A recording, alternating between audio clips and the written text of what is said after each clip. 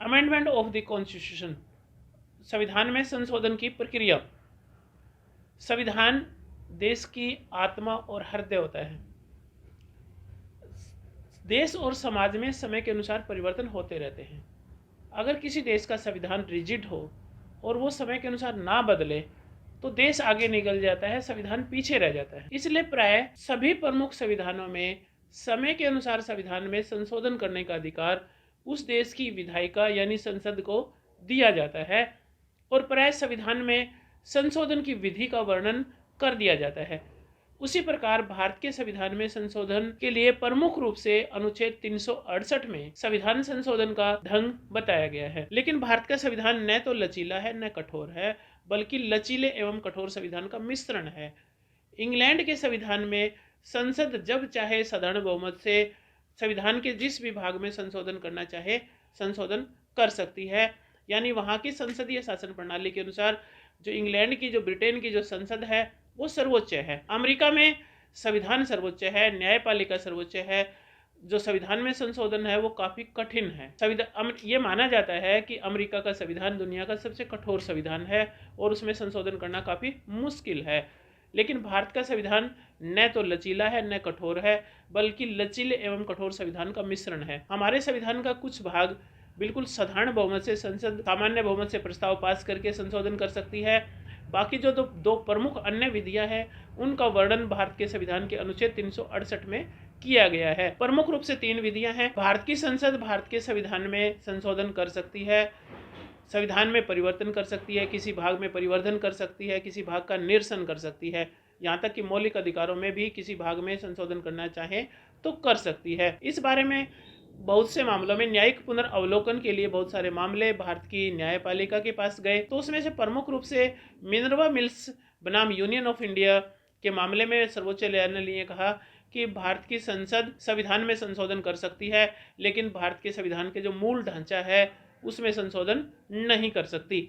यानी भारत की जो संसद है उसको भारत के संविधान में संशोधन करने का अधिकार है, लेकिन समानता, स्वतंत्रता और जो भारत की लोकतांत्रिक शासन प्रणाली है उसमें कोई महत्वपूर्ण रूप से परिवर्तन नहीं किया जा सकता। यानी मूल ढांचा, संविधान की जो मूल आत्मा है वो बनी रहेगी और उस सीमा के अंदर रहते हुए, उस दायरे के अंदर रहते हुए भारत की संसद संशोधन कर सकती है। लेकिन इसके साथ साथ भारत की संसद जो संविधान में संशोधन करती है उसके ऊपर न्यायिक पुनर्अवलोकन का जो अधिकार है वो भारत की न्यायपालिका के पास है। न्यायिक पुनर्अवलोकन के लिए मामले न्यायपालिका के पास से जा सकते हैं। तो भारत के जो संविधान में जो संशोधन की प्रक्रिया है उसकी कुछ खास बातें हैं। संसद और केवल जो भारत की संसद है वही संविधान में संशोधन कर सकती है। संसद के किसी भी सदन, लोकसभा या राज्यसभा में से किसी में भी पहले प्रस्ताव प्रस्तुत किया जा सकता है। इसके साथ साथ संविधान में संशोधन या कोई जो विधायी प्रक्रिया है वो गैर सरकारी भी हो सकती है। यानी सिर्फ मंत्री ही संशोधन के लिए विधेयक नहीं पेश कर सकते, गैर सरकारी सदस्य भी पेश कर सकते हैं। पूर्व अनुमति की भी आवश्यकता नहीं होती। संविधान संशोधन के लिए अगर कोई विधेयक पेश किया जाता है, बिल पेश किया जाता है, उसमें राष्ट्रपति की पूर्व अनुमति की आवश्यकता नहीं होती। नए राज्यों का निर्माण है, विधायक जो धन संबंधी मामले हैं उन्हीं मामलों में केवल मंत्री पेश कर सकते हैं और संविधान राष्ट्रपति की पूर्व स्वीकृति की आवश्यकता होती है। बाकी अन्य सामान्य मामलों में राष्ट्रपति की पूर्व स्वीकृति की भी आवश्यकता नहीं होती। तो संविधान का जो अनुच्छेद 368 में जिन विषयों का वर्णन किया गया है उनके लिए अलग अलग दोनों सदनों के विशेष 2/3 बहुमत की आवश्यकता होती है। बाकी बहुत सारे मामलों में सामान्य बहुमत से प्रस्ताव पास किया जा सकता है। सामान्य बहुमत से जो प्रस्ताव पास किया जाता है, सामान्य बहुमत से जो संविधान में संशोधन किया जाता है, उन मामलों में संयुक्त बैठक का आयोजन किया जा सकता है। अगर दोनों सदनों में किसी विषय के ऊपर मतभेद पैदा हो जाए, मान लिया लोकसभा किसी विषय के ऊपर विधेयक को पास कर दे और राज्यसभा उसको रद्द कर दे, या राज्यसभा उसको पास कर दे, लोकसभा उसको रद्द कर दे, तो दोनों सदनों की संयुक्त बैठक बुलाई जाएगी और उसकी जो अध्यक्षता है वो लोकसभा का स्पीकर करेगा। और आमतौर पर क्योंकि लोकसभा के सदस्यों की संख्या ज़्यादा होती है, इसलिए यह माना जाता है कि इस मामले में लोकसभा ज़्यादा शक्तिशाली है जिन विषयों के ऊपर सामान्य बहुमत से प्रस्ताव पास होता है। और आमतौर पर जो संविधान संशोधन के संबंधित जो विधेयक हैं उनके ऊपर राष्ट्रपति स्वीकृति नहीं रोक सकता और ना ही उनको पुनर्विचार के लिए भेजता है। आमतौर पर स्वीकृति मिल जाती है। संविधान में जो संशोधन के जो अन्य जो 2 विधियां हैं जिनका अनुच्छेद 368 में परिवर्तन किया गया है और अन्य जो भारत के संविधान की बहुत सारी विधियां हैं उनके अनुसार भी संशोधन होता है। तो साधारण बहुमत से, सबसे पहले साधारण बहुमत से संशोधन। अनुच्छेद 368 से बाहर संविधान के किसी भाग में संसद सामान्य बहुमत से संशोधन कर सकती है, इसके लिए किसी भी सदन के में प्रस्ताव पेश किया जा सकता है। एक सदन जब निर्धारित जो प्रक्रिया के अनुसार उस विधेयक को पास कर देता है तो उसके बाद वो विधेयक दूसरे सदन में जाता है और दूसरा सदन भी उसी प्रक्रिया से जब उस विधेयक को पास कर देता है और उसके बाद राष्ट्रपति जब अपनी स्वीकृति दे देता है तो वो विधेयक कानून बन जाता है। तो इसमें प्रमुख रूप से है नए राज्यों का भारतीय संघ में प्रवेश, किसी राज्य के नाम में, उसकी सीमा में, उसके क्षेत्र में परिवर्तन या किसी राज्य का विभाजन करके उसको बांट के 2 राज्यों का निर्माण करना, किसी राज्य में राज्य विधान परिषद का उत्साधन करना या राज्य में विधान परिषद का गठन करना, नागरिकता की प्राप्ति या उसकी समाप्ति, राष्ट्रपति, राज्यपाल, लोकसभा अध्यक्ष, न्यायाधीश आदि के वेतन और भत्तों के बारे में संशोधन सामान्य बहुमत से किया जा सकता है।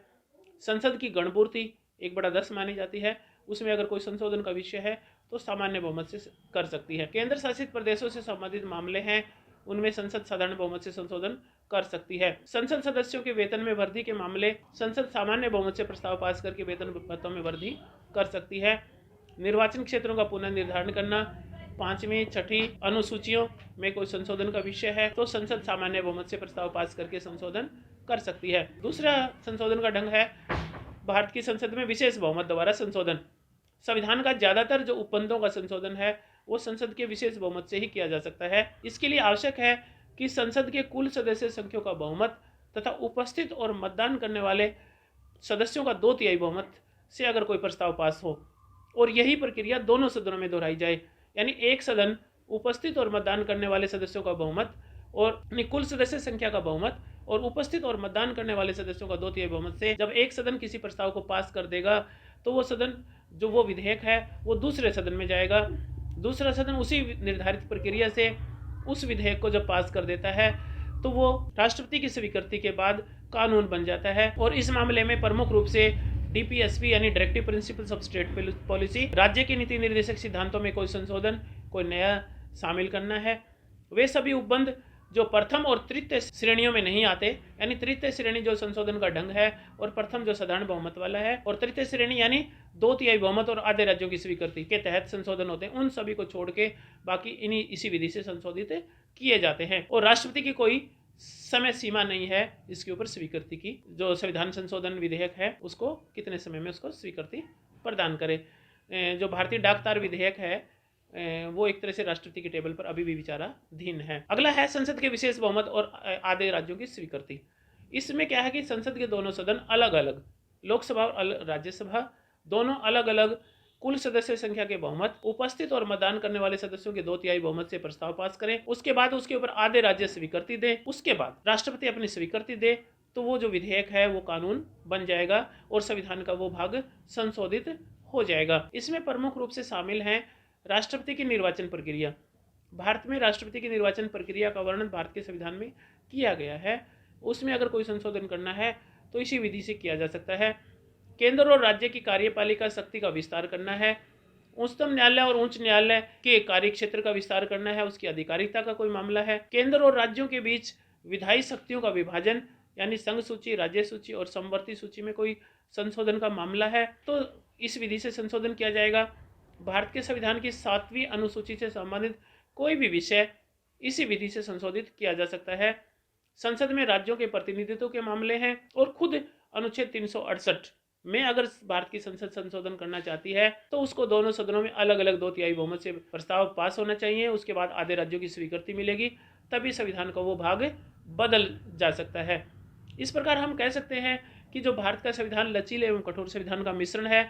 संविधान के कुछ भाग में बिल्कुल साधारण बहुमत से आसानी से संशोधन किया जा सकता है और संविधान के कुछ भाग में संशोधन करना काफ़ी कठोर है, काफ़ी कठिन है और ये उसमें वो विषय शामिल है जो संघ से संबंधित होते हैं। लेकिन फिर भी कई बार कहा जाता है कि भारत का जो संविधान में संशोधन की जो विधि है वो वही है जो एक साधारण विधेयक के मामले में होती है। बहुत सारे देशों में जो संविधान में संशोधन के मामले हैं उसके लिए विशेष रूप से संविधान सभाओं के स्तर आयोजन किए जाते हैं और उसी के माध्यम से संशोधन किया जाता है।